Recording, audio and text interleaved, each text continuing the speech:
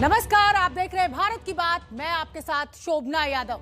गोरखपुर में हुए हमले में जांच एजेंसियों को एक बड़ी कामयाबी हाथ लगी है। एटीएस ने आतंक फैलाने के लिए मुर्तजा के पूरे प्लान को डिकोड कर लिया है।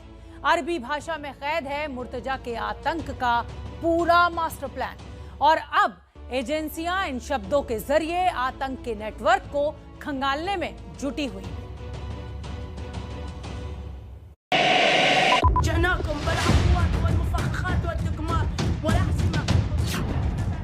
बगदादी के बटालियन की प्लानिंग का हुआ पर्दाफाश।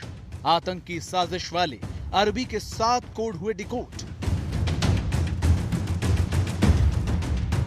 एटीएस ने मुर्तजा के आतंकी स्क्रिप्ट के 7 अरबी कोड को डिकोड कर साजिश का पर्दाफाश किया है। एटीएस ने मुर्तजा के घर से बरामद अरबी भाषा की किताब के रहस्य को सुलझा लिया है।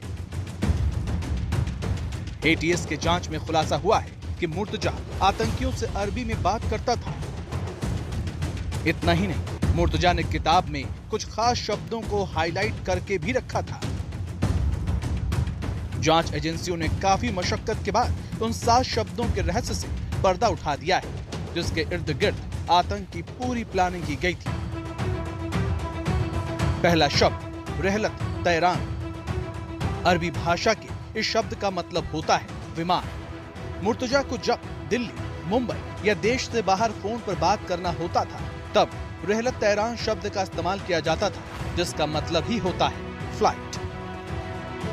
दूसरा शब्द अल जिहाद। मुर्तजा के माइंड वॉश के बाद किसी आतंकी घटना को अंजाम देने की तैयारी के बारे में बातचीत के दौरान अल जिहाद शब्द का इस्तेमाल किया जाता था। आतंकी शब्द का इस्तेमाल करते मतलब किसी आतंकी वारदात की तैयारी चल रही है। तीसरा शब्द समा। इसका मतलब होता है जन्नत या आसमान। समा शब्द आतंकी साजिश के दौरान तब इस्तेमाल में लाया जाता था जब किसी बड़ी घटना को अंजाम देने के लिए मुर्तजा को उकसाना होता था। मुर्तजा की किताब में ये शब्द भी मार्कर से हाईलाइट मिला है। चौथा शब्द अब्दुल्ला। अरबी में अब्दुल्ला शब्द का मतलब होता है अल्लाह का बंदा। मुर्तजा को जब उसका कोई साथी फोन करता या संदेश भेजता था, तब नाम की जगह अब्दुल्ला शब्द का ही इस्तेमाल किया जाता था। मुर्तजा ने 5वां शब्द जो मार्कर से हाईलाइट किया हुआ था वो था दैफ, जिसका मतलब होता है मेहमान। मुर्तजा जब किसी आतंकी से मिलने जाता या कोई आतंकी मुर्तजा से मिलने आता था, तब दैफ शब्द का इस्तेमाल किया जाता था, जिसका मतलब मेहमान होता है। छठा शब्द बख्शीश, मतलब फंडिंग। आतंकियों को मुर्तजा से जब फंडिंग के बारे में बातचीत करनी होती थी, तब बख्शीश शब्द मैसेज किया जाता था। इससे मुर्तजा समझ जाता था कि बात फंडिंग को लेकर होनी है। सूत्रों के मुताबिक जांच से पहले ये बात सामने आ चुकी है कि मुर्तजा ने नेपाल के रास्ते पैसे सीरिया भी भेजे हैं। मुर्तजा की आतंकी साजिश का 7वां अरबी शब्द है बक अल फिराश, जिसका मतलब होता है खटमल। मुर्तजा और आतंकियों की बातचीत की भनक जांच एजेंसी या पुलिस को न लगे, इसके लिए खटमल को फटकने नहीं देना शब्द इस्तेमाल किया जाता था। एटीएस सूत्रों के मुताबिक मुर्तजा आईएसआईएस की विचारधारा से बहुत ज्यादा प्रभावित था। इतना ही नहीं, वो आईएसआईएस में भर्ती होने के लिए सीरिया भी जाना चाहता था। साथ ही साथ उसने आईएसआईएस से जुड़े लोगों को चंदा भी दिया था। अब तक की जांच से इतना तो साफ है कि मुर्तजा के सिर पर न सिर्फ बगदादी का जादू चल गया था, बल्कि वो आतंक के इस मेगा प्लान का एक्टिव मेंबर भी बन चुका था। तो चलिए आगे बढ़ते हैं और बात पाकिस्तान की कर लेते हैं। पाकिस्तान में सियासी बवंडर मचा हुआ है, लेकिन पाकिस्तान है कि अपने असली कैरेक्टर यानी आतंकवाद से बाज नहीं आ रहा। आतंकवादियों की घुसपैठ के लिए पाकिस्तान ने फिर से एक पुराना रूट खोल दिया है।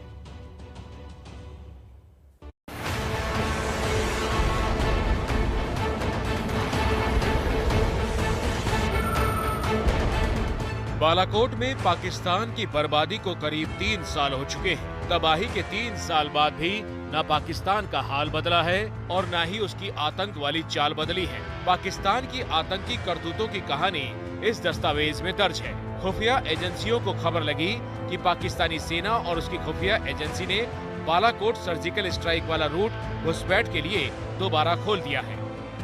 हम नहीं सुधरेंगे की तर्ज पर पाकिस्तान सुधरना ही नहीं चाहता। कुछ दिन पहले ही जो खुफिया रिपोर्ट आई है, उनके मुताबिक पाकिस्तानी हुक्मरानों ने कश्मीर में आतंक मचाने के लिए जो नया अल नासिर नाम का ग्रुप बनाया है, उसके विदेशी आतंकवादियों को भारत भेजने के लिए बालाकोट रूट को फिर से खोल दिया गया है। ऐसा कहा जा रहा है कि इमरान खान ने भारत की विदेश नीति की तारीफ की, जिसके बाद पाकिस्तानी फौज ने ये कदम उठाया। एक दिन पहले भी जम्मू के अखनूर सेक्टर में सुरक्षा बलों ने हथियार का जखीरा जब्त किया है।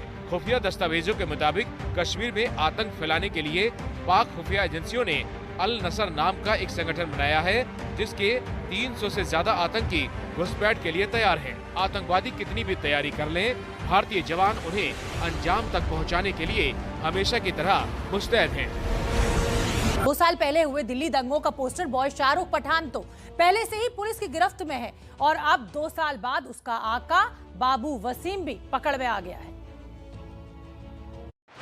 गोली मार रहे हैं। 24 फरवरी 2020 दिल्ली के जाफराबाद से आई ये तस्वीरें दिल्ली दंगों की पहचान बन गई। 2 साल बाद फिर से ये तस्वीर चर्चा में आई है, क्योंकि दिल्ली पुलिस ने उस शख्स को अपने शिकंजे में ले लिया है जिसने दंगाई शाहरुख को ये पिस्तौल दिलाने में मदद की थी। दिल्ली पुलिस की स्पेशल सेल ने शाहरुख के आका बाबू वसीम को गिरफ्तार कर लिया है। बाबू वसीम दिल्ली दंगों का आरोपी है। बाबू वसीम पर आरोप है कि उसने गोली चलाने वाले शाहरुख सहित कई दंगाइयों को हथियार सप्लाई किए थे। बाबू वसीम हथियारों का कुख्यात सौदागर है। दिल्ली पुलिस ने बाबू वसीम से 1 पिस्तौल और 5 कारतूस बरामद किए हैं। दिल्ली पुलिस पिछले 2 सालों से बाबू वसीम की तलाश कर रही थी और आखिरकार अब दिल्ली पुलिस की स्पेशल टीम की कोशिश रंग लाई है।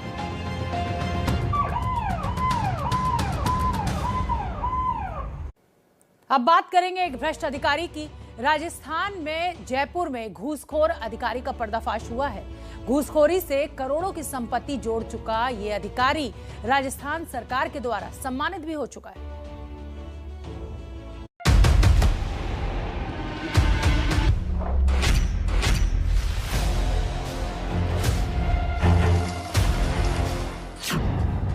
मशीन से नोटों की गिनती जारी है।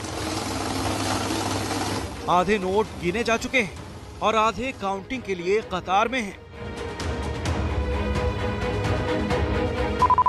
आधी गिनती तक ही कार्टन फुल होने का संकेत दे रहा है और जब नोटों की गिनती पूरी हुई तो कैश का आंकड़ा 4 करोड़ पार कर गया।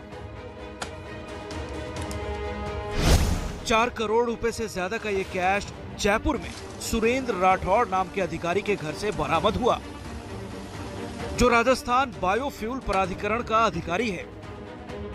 आरोप है कि बायोफ्यूल कारोबारियों से लाइसेंस नवीनीकरण के नाम पर सुरेंद्र लाखों रुपए की घूस लेता था। ऐसे ही एक कारोबारी से सुरेंद्र ने 5 लाख रुपए की घूस मांगी थी। कारोबारी जब सुरेंद्र को 5 लाख रुपए घूस दे रहा था, तभी उसे एसीबी ने दबोच लिया। दफ्तर में सुरेंद्र की रिश्वतखोरी का पर्दाफाश हुआ तो एंटी करप्शन की टीम घर तक भी पहुंच गई और जब रेड पड़ी तो नोटों की गिनती के लिए मशीन मंगवाई गई। 4 करोड़ कैश के अलावा 2 मकान, एक फार्म हाउस और एक फ्लैट का पता चला। 4 लग्जरी कार और महंगी विदेशी शराब भी घर से बरामद हुई। घूसखोरी से करीब 100 करोड़ रुपए की संपत्ति इकट्ठा कर चुके सुरेंद्र के घर से बरामद हुई इन 2 तस्वीरों को देखिए। ये सुरेंद्र की योग्यता का प्रमाण पत्र है जो ग्रामीण विभाग में उसके प्रशंसनीय काम के लिए मिला है।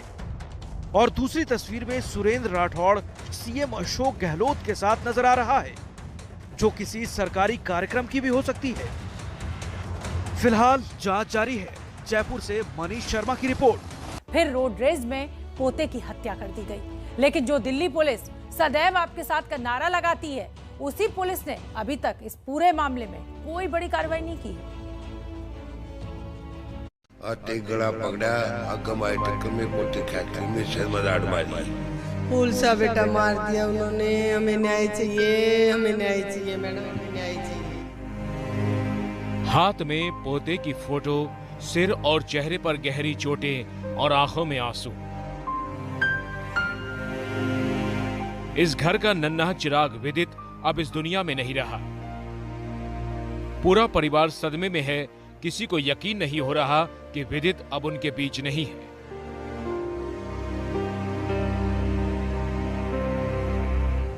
दिल को झकझोर देने वाली ये कहानी दिल्ली के नजफगढ़ इलाके की है। 6 साल का विदित अपने दादा के साथ पार्क में घूमने निकला। स्कूटी पर आगे विदित का 3 साल का भाई और पीछे विदित बैठा हुआ था। रास्ते में स्कूटी का एक्सीडेंट हुआ। विदित के दादा और परिवार का आरोप है कि हादसे के बाद बदमाशों ने उनके पोते की हत्या कर दी। आते गला पकड़ा, अगम आए टक्कर में पोते खेच ली, में सर में राड मारी, मैं बेहोश हो गया। मेरे पोते ने काफी दूर 15-20 फुट घिसट ले गए। कल बहू लड़का मांगे, मैं कहाँ से लाऊं, मैंने लटकना पड़ेगा फांसी पे। कहाँ से लाऊंगा मैं पोता? बताओ।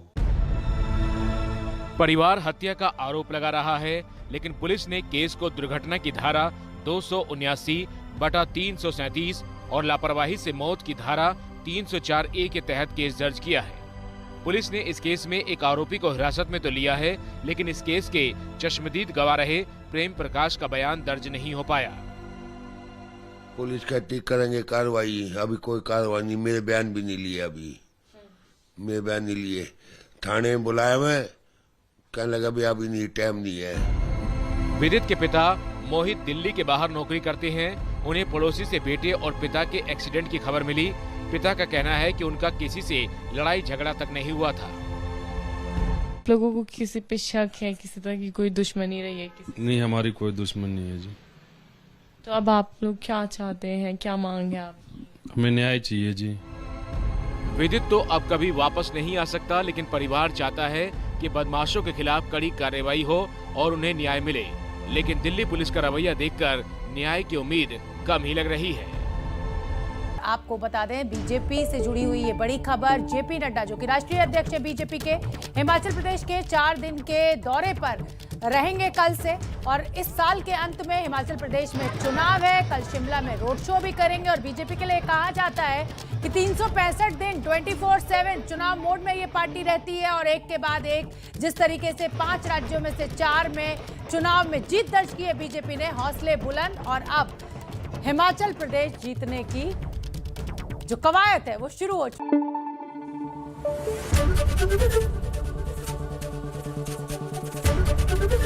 ABP न्यूज आपको रखे आगे।